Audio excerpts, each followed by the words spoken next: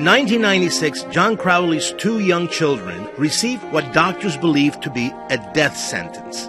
They told us that it was a rare disease, one, again, that we'd never heard of, that it was fatal. They'd get very sick, very weak, and in fact they did. Within 6 months of the diagnosis, Megan wasn't able to feed herself anymore. She couldn't breathe. She had a really difficult crisis, had to become ventilator dependent. Megan and Patrick Crowley were diagnosed with a rare form of muscular dystrophy called Pompe disease. The condition causes the muscles, including the heart, to rapidly deteriorate.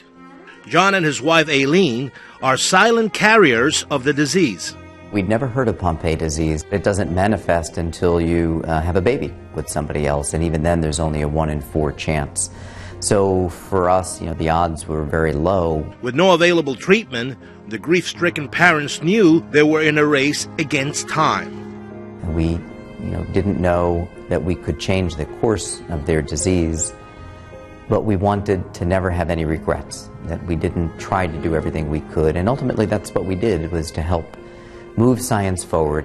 The Crowleys began working with non-profit organizations to raise money for research. In the year 2000, John started his own biotech company in hopes of finding a cure.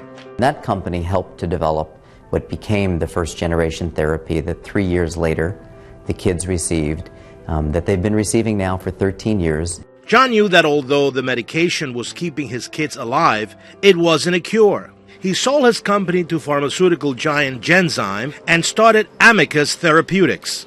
Headquartered in New Jersey, the company focuses on finding treatments for rare diseases like Pompe.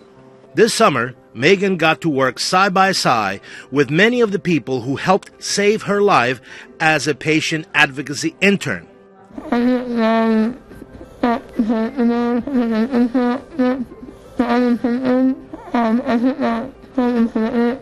Amicus Therapeutics is currently in clinical trials for a new Pompe drug.